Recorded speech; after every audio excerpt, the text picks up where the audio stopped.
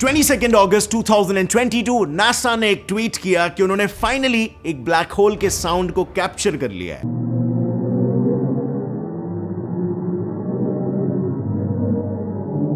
जिसे उन्होंने नाम दिया ब्लैक होल रीमिक्स। लेकिन उन्होंने अपने ऑफिशियल वेबसाइट पर यह भी कहा कि ओरिजिनल कैप्चर्ड साउंड को नॉर्मल ह्यूमन सुन ही नहीं सकते हैं और इसीलिए उन्होंने उसे 144 क्वाड्रिलियन टाइम्स इंक्रीज करके दुनिया के सामने पेश किया है। अब अगर आपको ये आंकड़े समझ में आ रहे हैं तो एक क्वाड्रिलियन यानी कि 100000000000000 यानी कि 10 lakh crore. Now just imagine 144 quadrillion यानी कितना बड़ा अमाउंट होगा। And this actually makes me curious कि ओरिजिनल साउंड असल में कैसी होगी और उतने माइन्यूट फ्रीक्वेंसी पर आखिर उन्होंने इस साउंड को डिटेक्ट कैसे किया। मुझे भी यही जानना था और इसीलिए मैंने एक सॉफ्टवेयर की मदद से ओरिजिनल साउंड को रिक्रिएट किया कि ओरिजिनल साउंड जो नासा ने एक्चुअल में डिस्कवर किया वो कैसा होगा। नासा वालों ने यह कहा था कि उन्हें जो साउंड मिला उस साउंड को उन्होंने 57 ऑक्टेव से बढ़ा दिया ताकि हमें सुनाई दे सके और हमने इसका एग्जैक्ट ऑपोजिट किया। नासा वालों ने जो साउंड को जारी किया था हमने 57 ऑक्टेव से उस साउंड की फ्रीक्वेंसी को रिड्यूस कर दिया ताकि हमें ओरिजिनल आवाज सुनाई दे। अब यह है ओरिजिनल साउंड जो नासा वालों को मिला था। जी हां, कुछ सुना ही नहीं दे रहा है, राइट? और इसीलिए तो इन्होंने इतने ऑक्टेव्स को बढ़ाया। सो काइंड ऑफ हम ये कह सकते हैं कि नासा वालों ने जो साउंड जारी किया वो उसका एम्पलीफाइड ओरिजिनल वर्जन है। बट अब इतना एक्सपेरिमेंटेशन अगर कर ही लिया है तो व्हाट इफ हम नासा ने पब्लिश किए हुए ब्लैक होल की फ्रीक्वेंसी को कुछ ऑक्टेव्स और बढ़ाकर देखें तो मैंने एग्जैक्टली वही किया। और अब मैं आपको एक वार्निंग दे देता हूं, वीडियो को पॉज करके वॉल्यूम को थोड़ा सा कम कर लो और फिर सुनो। इट्स जस्ट दिस इज थोड़ा सा क्रीपी।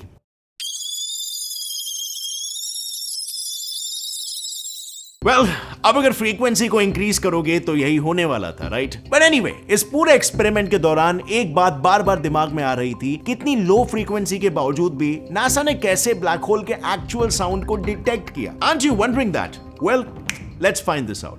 साल 2003 नासा के साइंटिस्ट चंद्रा एक्सरे ऑब्जर्वेटरी की मदद से यूनिवर्स को चारों दिशाओं में स्कैन कर रहे थे। इस स्कैनिंग के दौरान उन्होंने ये ऑब्जर्व किया कि हमारी नजदीकी पार्सियस गैलेक्सी क्लस्टर, उसमें से भारी मात्रा में प्रेशर वेव्स यूनिवर्स से बाहर निकल रहा है। अब क्योंकि pressure wave is nothing but sound, और ये बात तो हमने स्कूल में ही सीखी थी कि साउंड को ट्रैवल करने के लिए एक मीडियम का होना जरूरी है जो कि अर्थ में एटमॉस्फेयर होता है। हमारे एटमॉस्फेयर में साउंड ट्रैवल करती है with the help of pressure waves. ये प्रोसेस आपको पता ही होगा, बड़ा सिंपल है। जब कोई भी चीज साउंड प्रोड्यूस करती है तब वो वाइब्रेट होती है, जिसकी वजह से उसके आसपास के पार्टिकल्स भी वाइब्रेट होने लगती है और इससे बेसिकली एक चेन रिएक्शन प्रोड्यूस होता है जिससे हाई और लो पार्टिकल डेंसिटी रीजन्स फॉर्म हो जाते हैं, जिसे ही तो हम बेसिकली प्रेशर वेव्स कहते हैं। और साइंटिस्टों ने गैलेक्सी क्लस्टर वेव्स से यही अनुमान लगाया कि शायद ये पूरा गैलेक्सी क्लस्टर साउंड से ही एसोसिएटेड है। यहां पर साउंड वेव्स पूरे गैलेक्सी क्लस्टर में ट्रैवल करती है। अब जब गौर से इस चीज की स्टडी की गई तब यह बात सामने आई कि इन गैलेक्सीज में मौजूद गैसेस पर जो प्रेशर वेव जनरेट कर रहा है वो कोई और नहीं बल्कि ब्लैक होल ही खुद है। ब्लैक होल से निकल रही ये प्रेशर वेव्स इतनी हाई है कि वो इस क्लस्टर से निकल रहे हॉट गैसेस पर रिपल्स जनरेट कर रहे हैं। अब एक तरफ आइंस्टाइन्स थियरी ऑफ रिलेटिविटी हमें मैक्रो स्केल पर यानी कि प्लैनेट, स्टार्स, गैलेक्सीज एटसेट्रा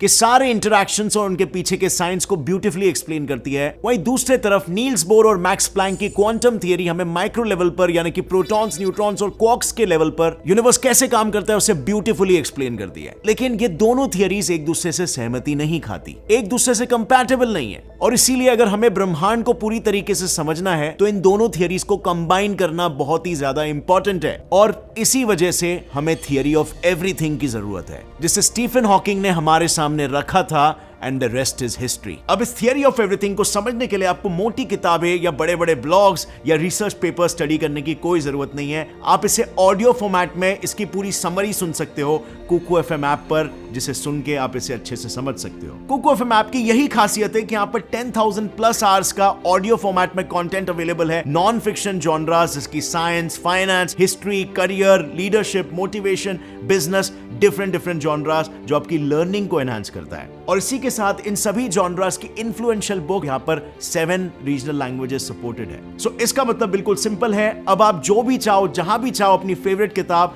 आराम से सुन सकते हो अपने फेवरेट लैंग्वेज में, वो भी समय बचा के। कुकू एफएम ऐप का ईयरली सब्सक्रिप्शन वैसे तो 399 रुपीस है, लेकिन अगर आप नीचे डिस्क्रिप्शन लिंक पर क्लिक करोगे या मेरा कूपन कोड GETSET50 यूज करोगे, आपको ऑटोमेटिकली 50% ऑफ यानी 199 रुपीस में इसके साल का सब्सक्रिप्शन मिलेगा, जितने में एक टाइम का स्नैक भी नहीं आता है। सो अगर आप अपने आप को एक ग्रोथ ओरिएंटेड पर्सन समझते हो, then click on the link in the description below and go install Kuku FM now. और अब आ जाते हैं वापस हमारे वीडियो पर।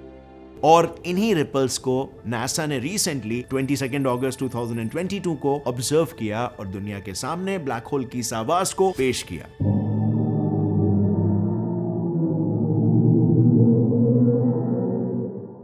पर अब सोचने वाली बात यह है कि परसुएस क्लस्टर अर्थ से कुछ 240 मिलियन लाइट ईयर्स दूर है, और इतनी दूर से साइंटिस्टों ने इसका साउंड पता लगा लिया, तो क्या हमारे पास आज के तारीख में इतने पावरफुल डिटेक्टर्स हैं कि हम इतनी दूर से भी साउंड को रिकॉर्ड कर सकते हैं? Well, I am sorry to say but not really. दरअसल इसके लिए साइंटिस्टों ने जिस टेक्निक को यूज किया उसे कहते हैं सोनिफिकेशन। सिंपल भाषा में मैं कहूं तो किसी भी इमेज में से साउंड को एक्सट्रैक्ट करना। आई नो सुनने में थोड़ा सा साई-फाई मूवी सा कॉन्सेप्ट लग रहा हो, या मे बी आपको झोल लग रहा हो कि आखिर एक स्टिल इमेज में से हम कैसे साउंड को डिराइव कर सकते हैं। वेल, ये प्रोसेस काफी कॉमन है और ये पहली बार नहीं किया गया। जब नासा ने किसी इमेज में से साउंड को जनरेट किया हो, नासा कई बार इमेजेस में से साउंड को जनरेट करते आया है। इसके पहले भी नासा ने कई सेलेस्टियल ऑब्जेक्ट्स के एक्स-रे, इंफ्रारेड और ऑप्टिकल इमेजेस की मदद से ब्यूटीफुल साउंड्स को प्रोड्यूस किया है।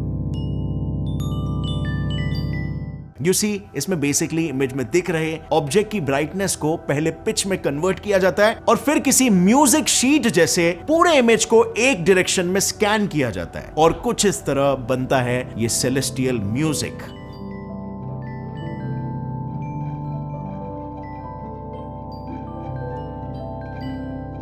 Interesting, right? और रिसेंटली भी इसी टेक्निक की मदद से ब्लैक होल के साउंड को भी तो डिटेक्ट किया है, but this time with a little twist. इस बार इन्होंने इस ब्लैक होल की इमेज में ब्राइटनेस को डायरेक्टली पिच में कन्वर्ट नहीं किया, बल्कि इस गैलेक्सी क्लस्टर में मौजूद ब्लैक होल से क्रिएट हुई डेंसिटी वेव्स को डिटेक्ट और एनालाइज किया, और फिर उसके बाद साउंड को रेडियली जनरेट किया। एज इन इस इमेज को लेफ्ट टू राइट स्कैन करने के बजाय क्लॉकवाइज स्कैन किया गया हो, जैसे कुछ इस तरह, और हो गया ब्लैक होल रीमिक्स का साउंड तैयार।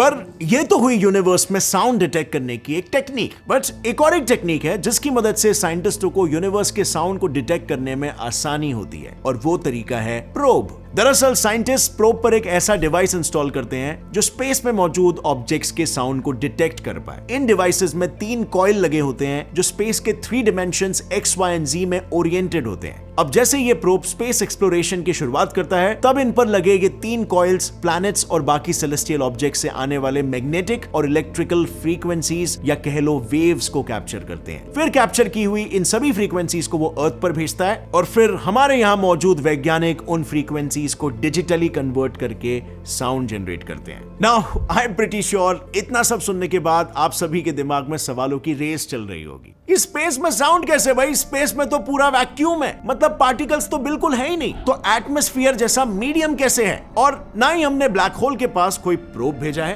वेल, जैसे कि मैंने पहले बताया, साइंटिस्टों ने साउंड को जनरेट किया है थ्रू सोनिफिकेशन प्रोसेस, जिसमें उन्होंने गैलेक्सी क्लस्टर के इमेज में दिख रहे प्रेशर वेव्स को इंटरप्रेट किया है। But wait, hold up, pressure waves ही तो एक्चुअल साउंड जनरेट करते हैं, राइट? तो क्या इसका मतलब स्पेस में भी एक्चुअल साउंड प्रोड्यूस होता है? क्या अब तक हमने जो भी सुना वो एक मिथ था? आपने अक्सर ये सुना होगा, राइट, कि स्पेस में साउंड क्रिएट ही नहीं हो सकता क्योंकि एटमॉस्फेयर ही नहीं होता है, वो एक वैक्यूम है। तो यहाँ पर इस फाइंडिंग्स का क्या मतलब है? और अगर स्पेस में एक्चुअल साउंड प्रोड्यूस हो रही है तो हम डायरेक्टली उसे क्यों नहीं रिकॉर्ड करते हैं? देखो, फर्स्ट ऑफ ऑल, जैसे मैंने कहा, ये वेव सिर्फ तभी क्रिएट हो सकते हैं जब आसपास पार्टिकल्स मौजूद हो, जो ये गैलेक्सी क्लस्टर में गैस और डस्ट की मदद से मुमकिन है। लेकिन हम एक चीज यहाँ पर भूल रहे हैं। यहाँ पर आपको शायद इमेज से पता नहीं चल रहा हो, लेकिन ये गैलेक्सी क्लस्टर कई मिलियन लाइट ईयर्स चौड़ा है। मतलब ये प्रेशर वेव्स उसी बड़े स्केल के हैं, कई मिलियन लाइट ईयर्स चौड़े। नहीं समझे? वेल सिंपल एनालॉजी से समझते हैं। देखो अगर हम कंपेयर करें इन्हें हमारे अर्थ में जनरेट हो रहे साउंड से, तो ह्यूमंस की हियरिंग रेंज होती है 20 हर्ट्ज से 20,000 हर्ट्ज के बीच। 20 हर्ट्ज माने साउंड वेव्स एक सेकंड में 20 बार ऑसिलेट करते हैं, लेकिन पर्सियस गैलेक्सी क्लस्टर के ऑब्जर्वेशन से पता चला कि यहां प्रेशर वेव्स के वन ऑसिलेशन का पीरियड के कुछ 9.8 मिलियन ईयर्स है। तो अब आप सोच सकते हो कि इसकी फ्रीक्वेंसी कितनी लो है। और कैलकुलेट करने से यह पता चला कि ऑब्जर्व फ्रीक्वेंसी तो नॉर्मल हियरिंग फ्रीक्वेंसी से 57 ऑक्टेव्स तक कम थी। अब ऑक्टेव्स क्या होता है भाई? Let me explain. ऑक्टेव ये शब्द आता है एक लैटिन वर्ड से जिसका मतलब होता है 8, और इसे ज्यादातर म्यूजिशियंस यूज करते हैं। देखो जब हम इंडियन क्लासिकल म्यूजिक की बात करते हैं तब हम कहते हैं कि उसमें 7 स्वर होते हैं, बेसिकली नोट्स, जैसे सा रे ग म प ध नी सा। अब यहां पर नोटिस करने वाली बात यह है कि यहां पर सा रिपीट हो रहा है, पहले सा फिर सा, सो ये सीक्वेंस वापस से रिपीट होती है, तो टोटल 8 नोट्स हो गए। Well this is an Octave. अब जैसे जैसे हम इस सीक्वेंस में आगे बढ़ते हैं, नोट्स की फ्रीक्वेंसी भी बढ़ती जाती है, और एक ऑक्टेव को कुछ इसी तरीके से डिफाइन किया गया है कि सेकंड ऑक्टेव के सा की फ्रीक्वेंसी फर्स्ट ऑक्टेव के सा की फ्रीक्वेंसी से डबल होती है। मतलब अगर पहले सा की फ्रीक्वेंसी है 65.4 हर्ट्ज, तो उसके बाद आने वाले सा की फ्रीक्वेंसी होगी 130.8 हर्ट्ज, यानी पहले वाले का डबल। अब ह्यूमन हियरिंग रेंज 20 हर्ट्ज से 20,000 हर्ट्ज में टोटल 10 ऑक्टेव्स होते हैं। और जैसे कि हमने शुरू में बात की, नासा ने रिलीज की ब्लैक होल रीमिक्स की फ्रीक्वेंसी इस नॉर्मल रेंज से भी 57 टाइम्स कम थी, मतलब हमारे ऑडिबल फ्रीक्वेंसी से काफी ज्यादा कम। अब इस स्केल के साउंड को एक्चुअली में सुनने के लिए हमें बहुत ही ज्यादा सेंसिटिव डिटेक्टर्स बना के उस गैलेक्सी क्लस्टर तक भेजना पड़ेगा, और उसके बाद भी डिटेक्ट हुई साउंड को हमारे हियरिंग रेंज तक लाने के लिए कई गुना तक आर्टिफिशियली उसे एम्पलीफाई करना पड़ेगा, तब जाकर हम उस साउंड को असल में सुन पाएंगे। अब अगर आप नासा के इस ट्वीट के नीचे लिखे गए कमेंट्स को पढ़ोगे तो उसमें कई लोगों के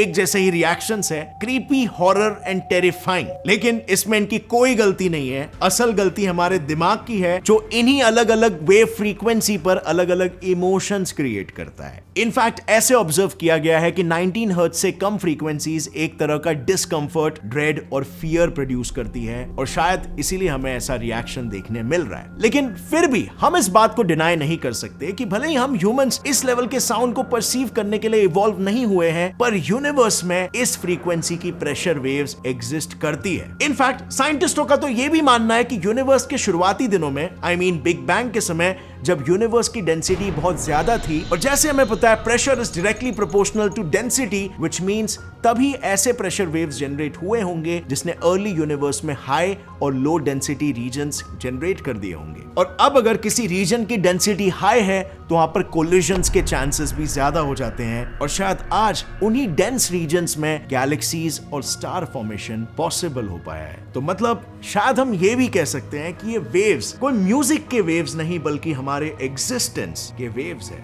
ये वही वेव्स है जिसकी वजह से स्टार फॉर्मेशन पॉसिबल हो पाया और galaxy formation, and as a result life भी। सो या these waves are kind of like God to us. With that said friends, अगर इस वीडियो से आपको कुछ भी नया सीखने मिला, एक लाइक जरूर ठोकना। गेट सेल्फलाइज साइंस चैनल को अभी सब्सक्राइब कर लो और बेल नोटिफिकेशन दबाओ ताकि आगे आने वाली हमारी कोई भी वीडियो की अपडेट आप मिस ना कर सको। और फ्रेंड्स जाने से पहले मत भूलना थियरी ऑफ एवरीथिंग, इस ऑडियो बुक को आप कुकू एफएम पर सुन सकते हो। Use my coupon code GS50 to get 50% off. Link is in the description. See you next time friends. Till then as always, stay curious, keep learning and keep growing. Jai Hind.